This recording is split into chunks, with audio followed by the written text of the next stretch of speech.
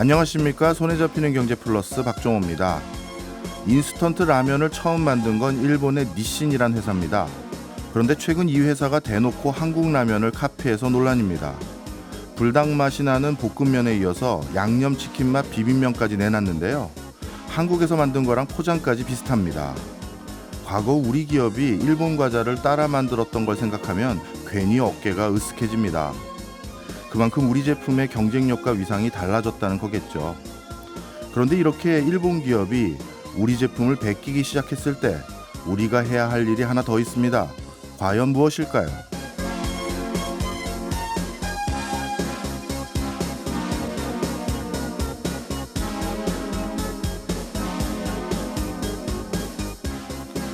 세계적인 경쟁력을 갖추고 있는 일본의 소재 부품 기계장치 분야의 중소기업들이 흑자가 나는데도 불구하고 줄줄이 폐업하고 있습니다. 후계자를 찾지 못했기 때문인데요. 일본 중소기업청 조사에 따르면 60세 이상 중소기업 CEO의 절반이 후계자를 못 찾고 있다고 합니다. 이런 상황에서 일본 회사로부터 기술 이전을 받은 한국 업체가 속속 등장하고 있는데요.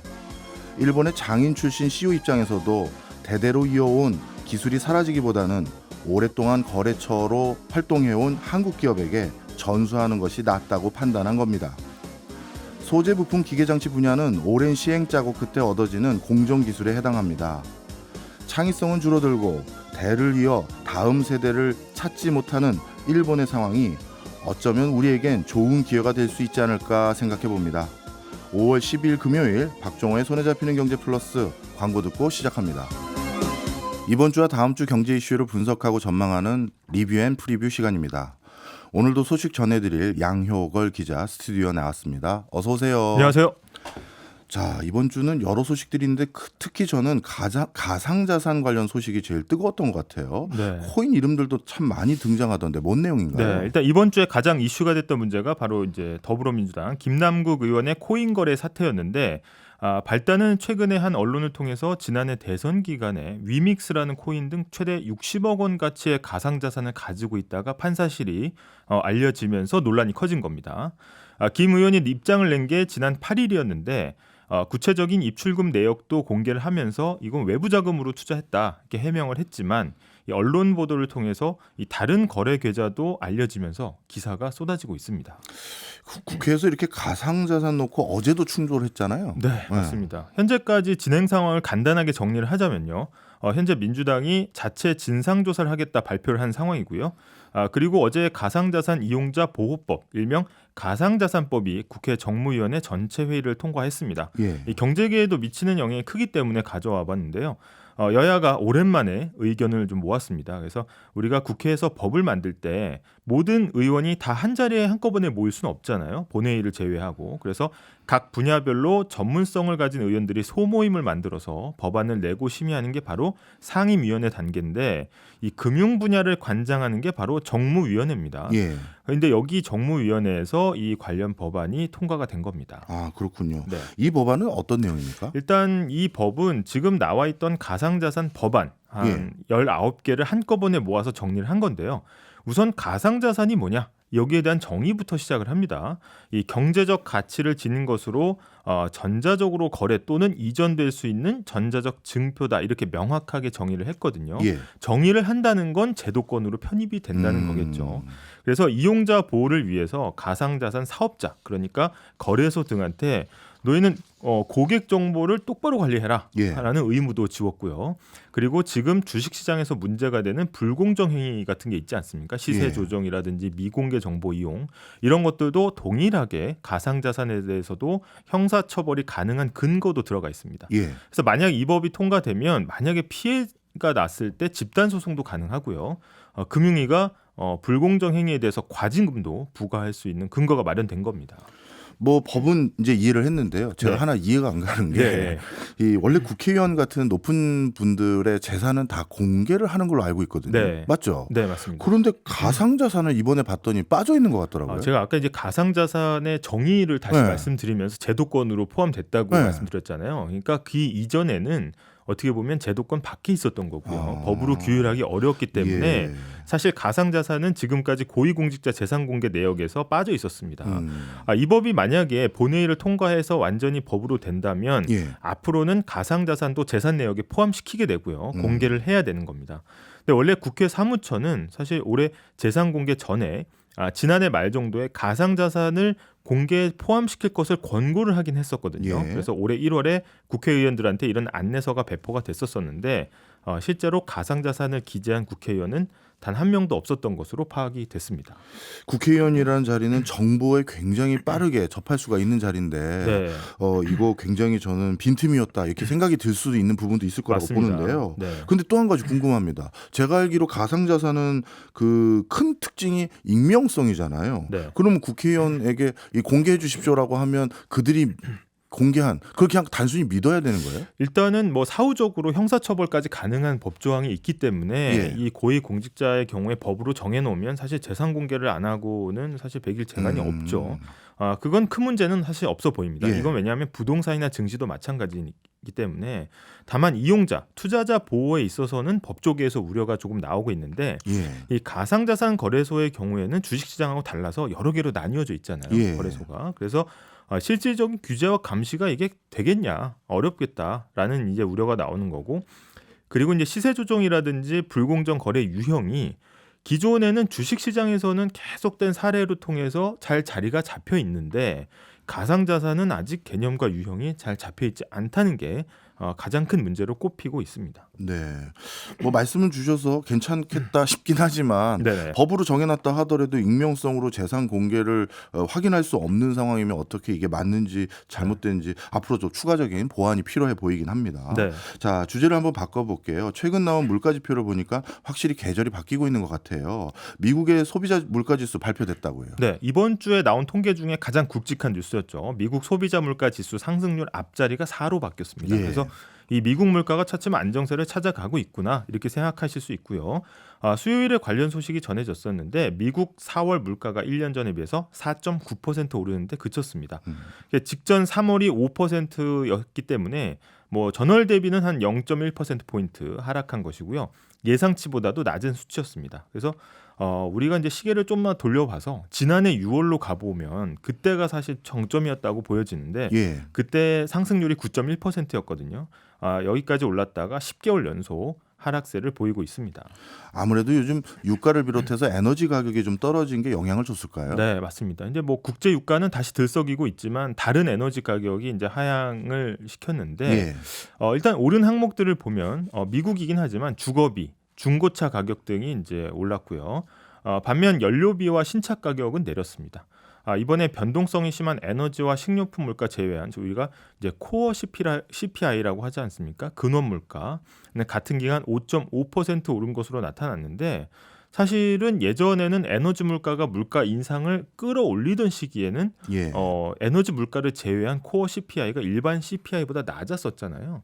그래서 이제는 아예 상황이 바뀌어서 에너지 가격이 하락이 되다 보니 오히려 이제 이 효과가 물가를 끌어내리고 있고 이 효과를 제거한 지수는 오히려 일반 CPI보다 오르는 이 역전 현상이 나타나고 있습니다.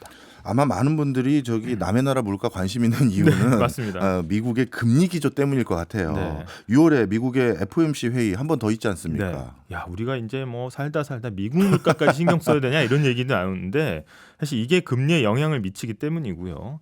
이 4월 CPI는 사실 다음 달 예정된 이제 기준금리 결정 회의 FOMC에 영향을 미칠 것으로 보입니다.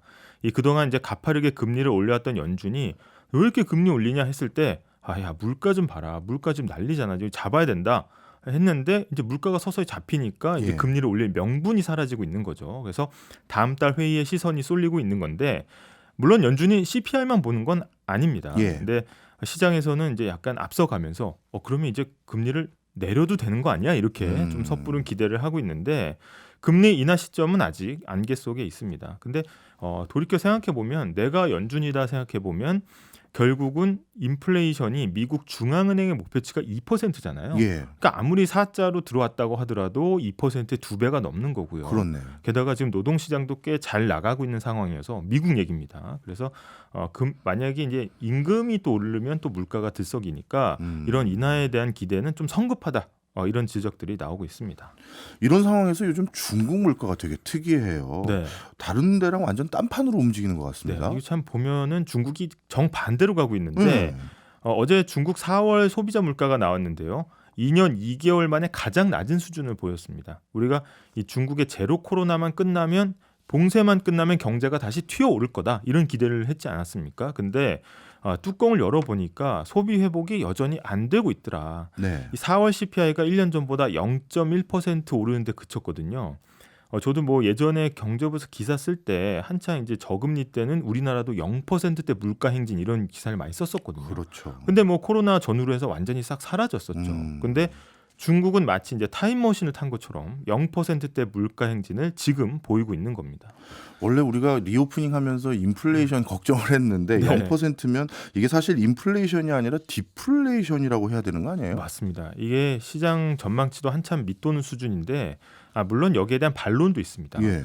기저효과라는 분석이 있는데 지난해 4월로 다시 돌아가 보면 당시 상하이를 포함한 주요 도시가 봉쇄를 했거든요.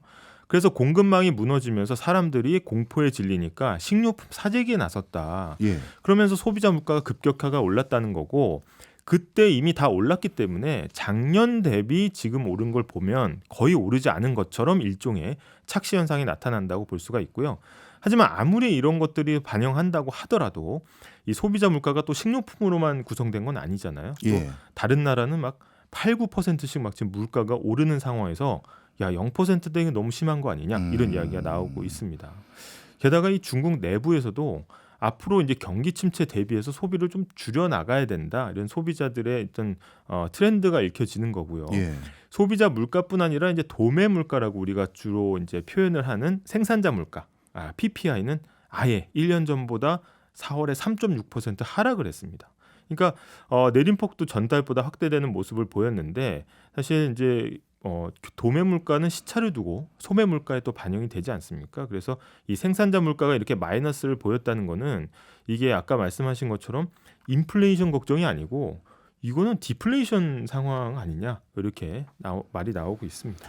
뭐 점점 다른 나라 상황들도 심상치 않네요. 네. 자, 우리나라 여쭤볼게요. 네. 우리나라 결국 상저 하고 이걸 네. 기대했는데 네. 우리나라 하반기 경제는 지금 중국, 미국 이런 걸 봤을 때 어떻게 보십니까? 일단 우리나라가 좋지는 않습니다. 지난해 말에 우리나라가 이제 다음에 2023년 새해는 어떻게 될 거냐 이런 경제 전망들이 쏟아졌잖아요. 네. 가장 많이 언급한 게 상저하고였습니다. 예. 아까 말씀하신 것처럼 야 상반기 좀 어렵지만 허리띠 졸라매고 하반기가 되면 중국이 살아나니까 리오프닝 효과로 인해서 우리 경제도 온기가 전해질 거다 이렇게 전망을 했었는데 이게 지금 달성이 좀 어렵게 됐고요.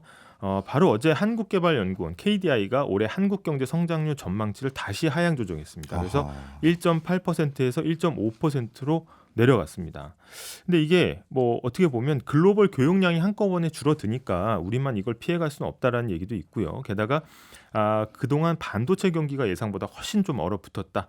그래서 이제 회복에 걸림돌이 됐다라는 얘기가 있었는데 사실 이제 물가 같은 경우에는 KDI가 3.4% 정도로 올해는 좀 안정화될 거다 이렇게 전망을 하긴 했습니다. 근데 이게 물가 지수라는 게 예. 교수님 잘 아시겠지만 이 금리 정책을 잘해가지고 물가가 잘 잡히는 건지 이 경제가 침체로 가면서 물건값이 안 오르는 건지는 사실 지금으로서 판단하기 좀 어렵거든요. 그렇겠네요. 그래도 우리가 하반기엔 경기 좀 좋을 거라고 전망했던 게 중국 때문인데 그게 네. 효과가 없나 봐요. 이 중국 시장에 대한 매력도가 점점 떨어진다는 지적이 나오고요. 이번 주에 나온 통계 가운데 또 대한상공회의소가 네. 수출 기업 300곳한테 물어본 결과가 하나 있습니다. 300곳의 기업 가운데 84%가 올해는 중국 시장에서 온기를 느끼기가 어렵다. 이런 비관적인 전망이 나왔고요. 더 큰 문제는 여기서 시사점이 중국이 그동안 해외에서 사오던 물건들을 자국 기업들이 생산하던 물건들로 빠르게 대체하고 있다. 그래서 예. 기술 격차가 줄어들면서 이런 중국의 수입 대체 전략이 먹혀 들어가고 있고 이 전략의 최대 피해자가 우리나라가 될 것이다. 이런 전망이 나왔습니다. 그렇군요. 근데 또 참 안타깝게도요. 네. 방금 말씀해주신 통계는 물가 통계가 자꾸 안정된다 이렇게 말씀을 주셨지만 네. 실제 제 주변 저를 포함해서 네. 물가 안정세 체감을 못 하거든요. 이게 체감이 도저히 안 되고 저도 마찬가지인데 뭐 전체 평균적인 수치에서는 안정세를 보이고 있다고 보이더라도 예. 사실 서비스 물가라든지 외식 물가 사실 이런 게 피부에 와닿는 물가거든요. 예, 근데 이 부문은 오히려 가파른 상승세를 유지를 하고 있습니다. 그래서 그런 것 같아요. 이번 주에 가장 눈에 띄는 소식이 국제 설탕 가격 큰 폭으로 오르고 있다는 거고요. 뭐 설탕은 뭐 교수님이나 저나 좀 많이 소비하는 편인데 국제 왜 밀 가격 저까지? 그렇지 않습니까? 국제 밀 가격도 마찬가지고요. 예, 소비량에 기여를 하고 있는데 밀도 우리나라가 꽤 힘들었는데 이제 국제 설탕 가격까지 들썩이고 있다. 그래서 12년 만에 국제 가격이 최고 수준을 보였습니다. 그래서 만약에 이제 요즘 나는 설탕 많이 안 먹는데 이런 분들이 계실 수 있는데 설탕이 밀가루와 함께 식품의 필수 재료이기 때문에 예. 보이지 않는 새에 많이 드시고 계시다라는 거고 그래서 인플레이션과의 합성어 설탕이 물가를 다시 끌어올리는 슈가플레이션 얘기가 계속해서 기사화되고 있습니다. 근데 왜 설탕 가격이 오르는 거예요? 일단 설탕이 가격이 오르는 게 이제 공급 부족 때문인데 아하. 결국은 이게 돌고 돌아서 결국 기후 위기하고도 연관이 돼 있습니다. 그래서 세계 곳곳에서 이상고온과 폭우, 설탕 생산량이 감소한 게 가장 크고요.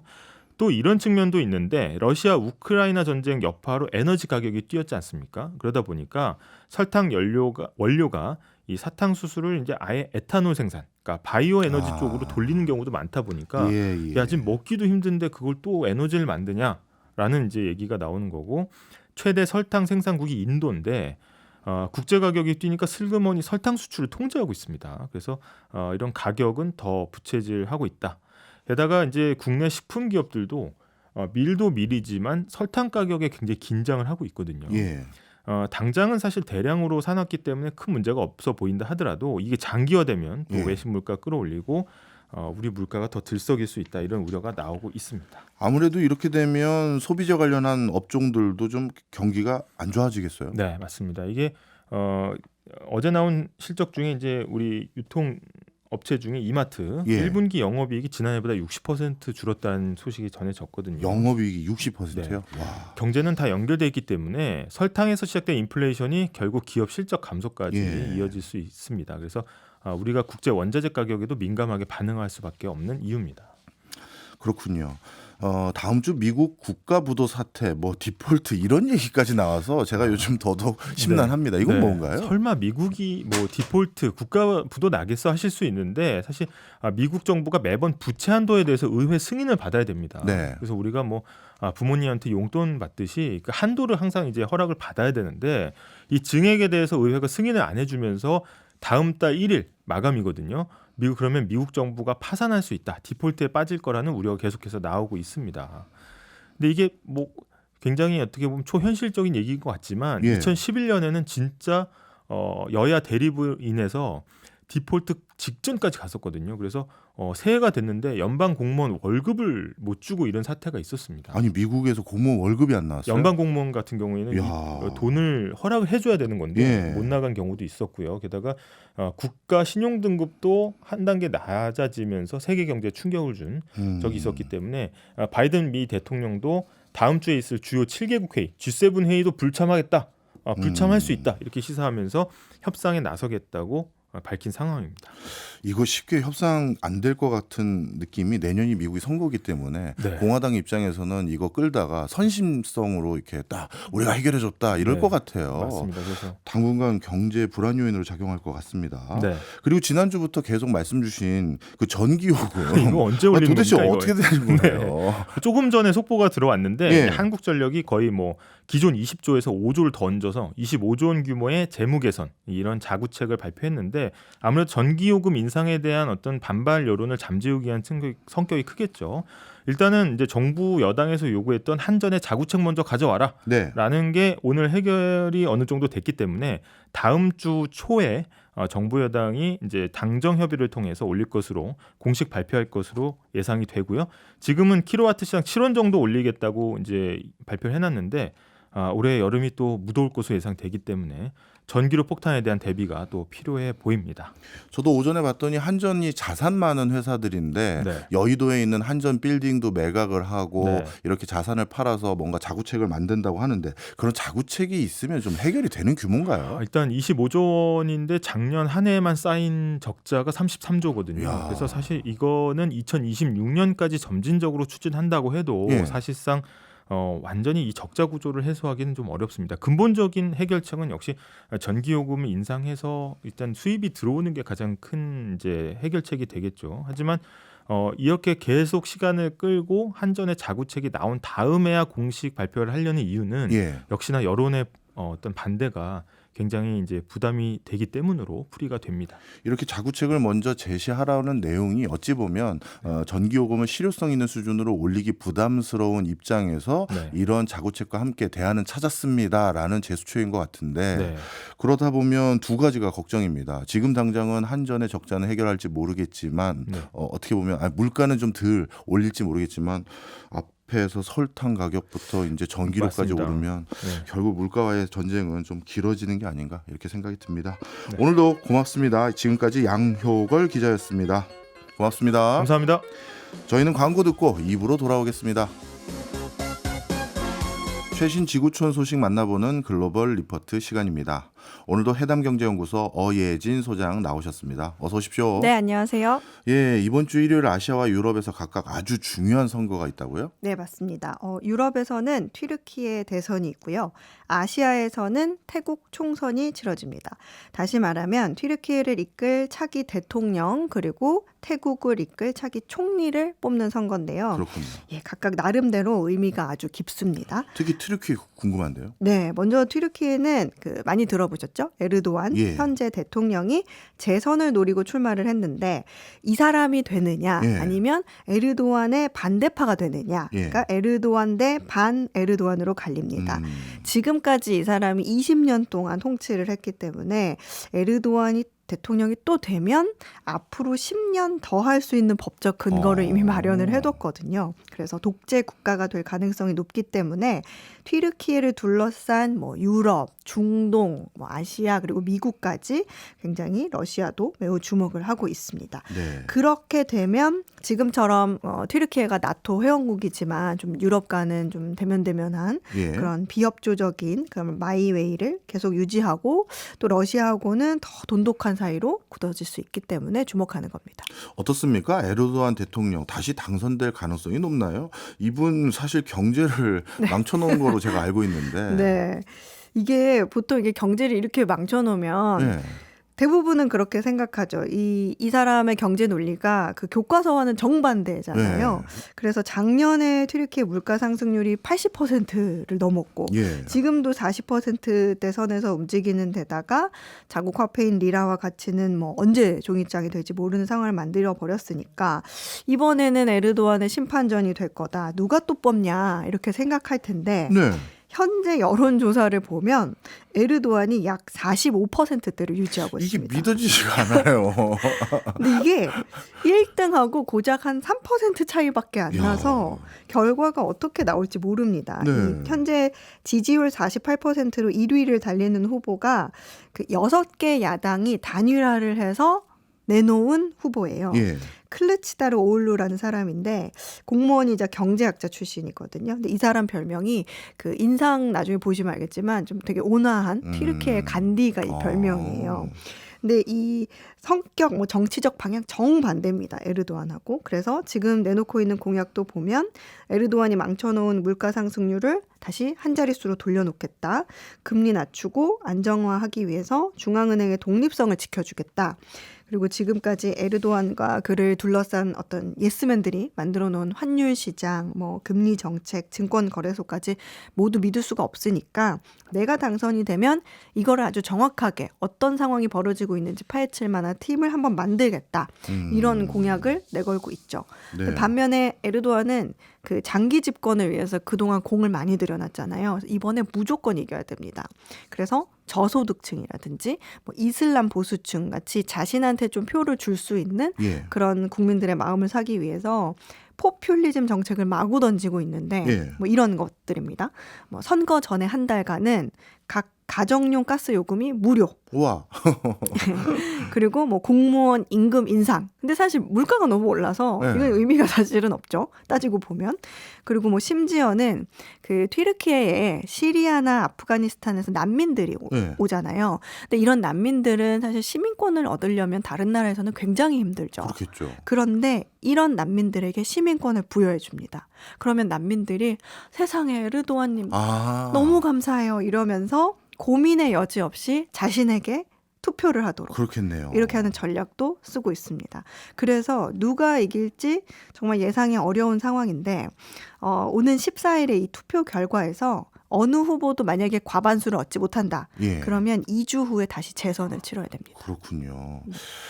아까 아시아에서는 태국 선거 얘기하셨죠? 네. 태국 선거는 이번에 어떤 의미가 있습니까? 태국 총선은 이제 차기 총리를 뽑는 선거인데 이번 선거가 얼마나 의미 있는지를 알려면 과거에 있었던 좀 이벤트를 알아야 돼요. 지금 정권을 잡고 있는 총리가 2014년에 쿠데타로 정권을 잡은 사람입니다. 예. 이 사람이 5년 뒤인 2019년 총선에서 정권 연장에 성공을 해요. 그래서 지금까지 집권을 하고 있는데 총선 1년 뒤였던 2020년에 태국 청년들이 거리로 나와서 들고 일어납니다. 군부 통치 종료해라, 민주화하자 이러면서 대규모 시위를 반정부 시위를 했는데 이때 시위가 태국 정치 사상 최대 규모 반정부 시위로 기록될 만큼 이 청년들의 반발이 굉장히 컸습니다. 그렇군요. 근데 이제 마침 코로나가 이제 터지면서 조금 흐지부지 되기는 했는데요. 이번 선거가 2014년 쿠데타로 정권이 바뀐 이후 두 번째이자 2020년에 태국 청년들이 반군부 시위를 한 이후 처음 맞는 총선이에요. 네. 그래서 이번 선거는 군부 대 반군부 구도가 어느 때보다 좀 명확한 선거가 됐습니다. 예전에 그 태국 총리 그러면 탁신인가? 뭐 이렇게 맞아요. 부르는 분이 계셨는데. 예, 그 당시에 쿠데타로 축출된 총리가 탁신 친나왓 전 총리인데 예. 이번에 그 총선에 출마해서 지지율 1위를 달리고 있는 푸아타이당 대표가 예. 바로 이 탁신 전 총리의 막내딸입니다. 37살 젊은 피고요. 또 2위를 달리는 정당이 전진당인데 예. 여기 대표도 42살의 젊은 남성이어가지고 지금 이 1, 2위가 청년들의 압도적인 지지를 받는 그런 정당들이어서 이 세대끼리 경쟁 중입니다. 근데 특히 전진당이 내걸고 있는 공약이 조금 주목이 되는데 징병제 폐지, 뭐 왕실 모독죄 폐지, 군대의 정치 참여 금지 이런 공약을 내걸고 있거든요. 근데 지금 태국의 전체 유권자가 한 5,200만 명 정도 되는데 이 중에 42세 미만이 전체의 42%예요. 아, 그렇군요. 예, 그래서 가장 많은 비중을 차지하고 있다는 점에서 이 두 당으로 좀 표심이 몰릴 수가 있는데 예. 문제는 그 총리를 배출을 하려면 다수당이 돼야 되잖아요. 예. 근데 다수당이 되려면 그 상하원 총 의석의 절반 이상인 376석을 확보해야 되거든요. 예. 그런데 지금 지지율 1위인 푸아타이 당이라도 단독으로는 그만큼 확보가 좀 어렵다 이렇게 보고 있어요. 그래서 결국에는 근데 전진당은 또 같이 안 하겠다 이렇게 얘기를 하고 있어서 그렇군요. 그 결국에는 군부 계열하고 연합정부 구성하는 거 아니냐. 군부랑. 그런 의미가 없을 텐데 이런 우려를 좀 사고 있습니다. 그래서 태국이 민주화로 돌아서느냐 아니면 여전히 군부 정치 아래 남아있느냐 그게 이번 선거의 쟁점입니다. 네, 미국에서도 태국 선거를 중국과 관련된 어떤 우호 세력 관련해서 관심이 많더라고요. 네. 이탈리아가 사실 제 기억으로 2019년도로 기억하는데 갑자기 서방 국가 중에 하나로 분류되는 곳임에도 불구하고 네. 그때 1대1로 사업에 참여하겠다 해서 파란이 된 적이 있었거든요. 그런데 요즘 다시 그 1대1로 사업 안 하겠다 이렇게 선언하는 것 같아요. 네. 그 1대1로 사업에 참여하겠다 했을 때 굉장히 의외였어요. 네.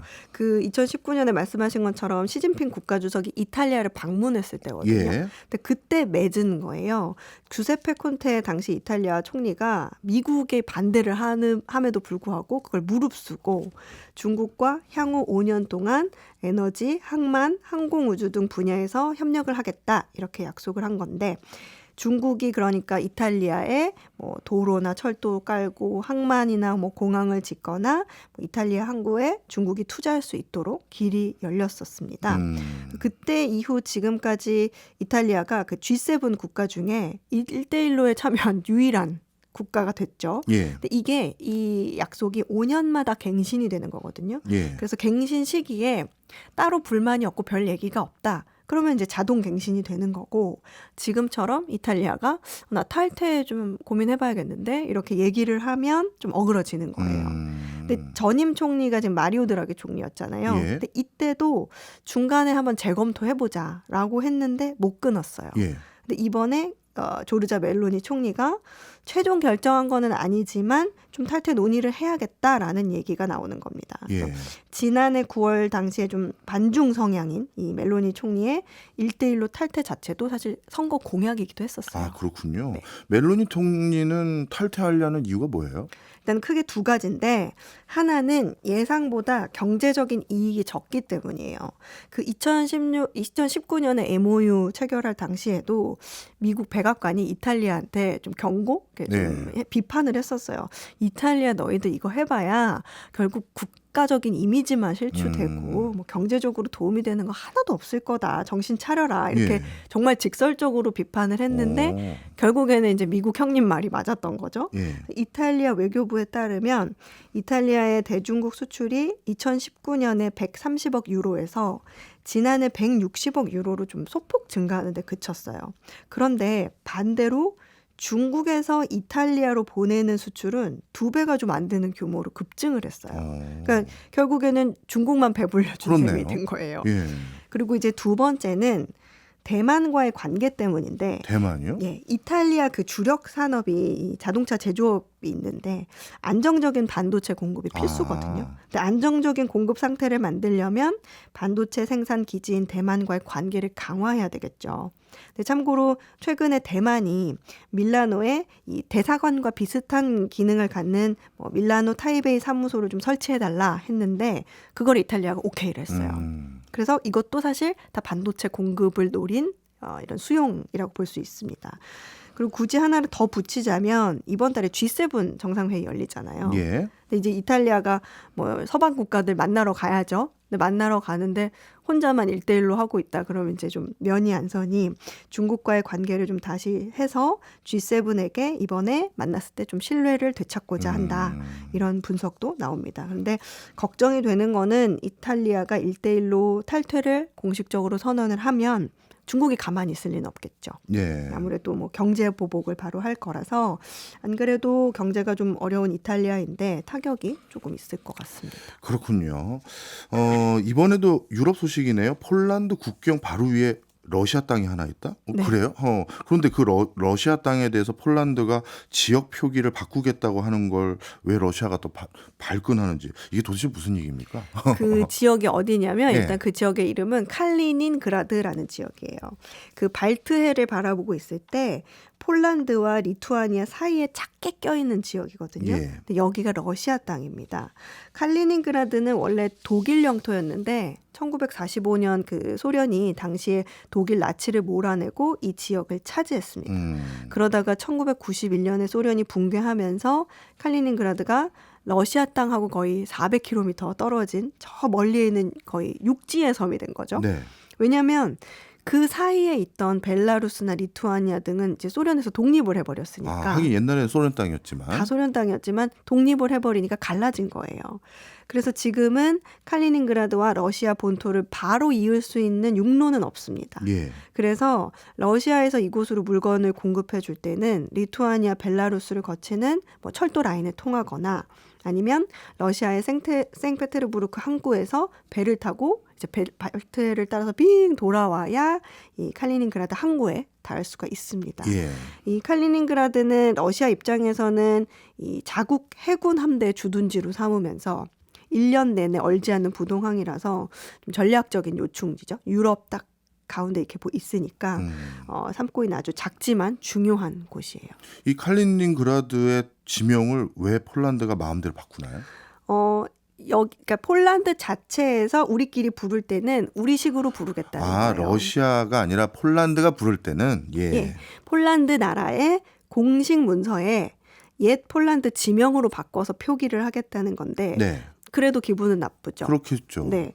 폴란드 장관이 뭐라고 했냐면 우리는 폴란드의 러시아화를 원하지 않을 뿐더러 폴란드인들에게 이 칼리닌이라는 이름이 과거 1940년 그 수천 명의 폴란드 장교가 소련군에 의해서 처형된 사건이 연관돼 있어서 그 이름이 폴란드인들에게는 너무 부정적이다. 예. 그런 트라우마가 있다. 이런 얘기를 했어요. 그래서 15세기, 16세기 폴란드 왕국이 이 지역을 통치하던 시절의 이름을 따서 클로레비에츠라고 불러야 한다. 이런 입장입니다. 근데 사실 그때 이후 2차 세계대전 이전에는 독일식으로도 불렸는데 퀘니히스베르크 뭐 이렇게 불리기도 했었어요. 근데 아무튼 이걸 들은 러시아는 기분이 나쁘죠. 그래서 크렘린궁에서 대변인이 야, 이거는 유사 이래 폴란드가 러시아인에 대한 어떤 증오심이 광기에 빠진 수준이다. 이러면서 굉장히 적대적인 행위다 하고 비난을 좀 하고 있습니다. 요즘 폴란드가 우크라이나 적극적으로 도우면서 두 나라 사이가 안 좋아졌는데 역사적으로도 이런 맥락이 있는지 몰랐네요. 네, 역사적으로도 과거에 폴란드와 사실 러시아는 그렇게 사이가 좋지 않은 국가들입니다. 뭐 이런 식이면 우리도 도쿄를 결국 남서울로 부르자 우리 뭐 이럴 수도 그런 있겠네요. 셈인 거예요, 지금 상황이. 예. 예, 이번에는 바이든 대통령이 미국 항공사들이 결항을 하거나 지연을 할 경우 보상을 더해주겠다 뭐 이런 규정을 만들겠다고 발표했나요? 네, 맞아요. 그 미국 항공사들 한번 이용해 보신 분들은 다 경험이 있으실 거예요. 그 툭하면 결항되고 뭐 한 3, 40분 딜레이 되는 거는 기본이잖아요. 그래서 너무 어처구니 없고 화가 나는 상황인데도 미국 항공사들한테 좀 따지면 쏘리 비가 오잖아. 미끄러워. 뭐 눈이 오잖아. 얼어서 미끄러워. 뭐 환불해줄까? 정도의 반응이거나 아니면 야, 환불 대신 그래도 여행 바우처 같은 거 어때? 뭐 이런 식으로 이렇게 제공을 해주는 정도가 고작 보상이었거든요. 예. 근데 이 항공편을 이용하는 승객들이 목소리를 높여서 따지는 모습을 아마 미국 공항에서 종종 보셨을 거예요. 근데 특히 지난해 겨울 그 미국에서 항공편이 막 잇따라 다 같이 막 취소되면서 막 짐은 혼자 어디 가버려가지고 막 한두 달 동안 못 찾고 이런 정말 아비규환 사태가 벌어졌었거든요. 근데 그때를 계기로 미국 교통부가 고객 서비스에 대해서 좀 개선해라 하면서 좀 압력을 주기 위해서 오히려 뭐 좀 사이트도 공개를 하고 뭐 그랬었는데 네. 바이든 대통령이 며칠 전에 항공편 취소와 장소, 시간에 대한 보상이 필요하다.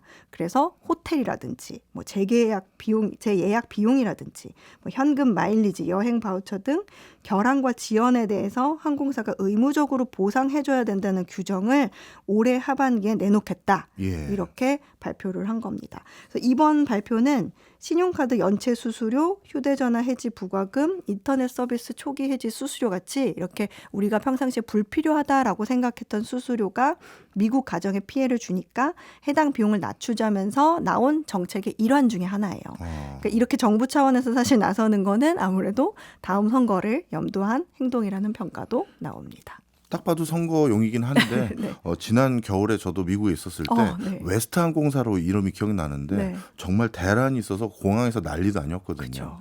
아마 민심 다독기는이라고 만든 것 같습니다. 네. 오늘은 특히 다양한 상황극으로 설명해 주시니까 더 귀에 쏙쏙 들어옵니다. 감사합니다. 지금까지 어예진 소장이었습니다. 고맙습니다. 감사합니다. 지금 듣고 계신 곡은 김연자의 수은등입니다. 오늘 오프닝에서 일본 라면 회사가 우리나라 라면을 베끼기 시작했다고 말씀드렸죠. 우리 트롯 가수가 엔카의 여왕으로 활동했던 시기가 생각나서 선곡해봤습니다. 박종호의 손에 잡히는 경제 플러스는 일요일 7시 5분 주간 하이라이트와 지리는 경제다로 인사드리겠습니다. 고맙습니다.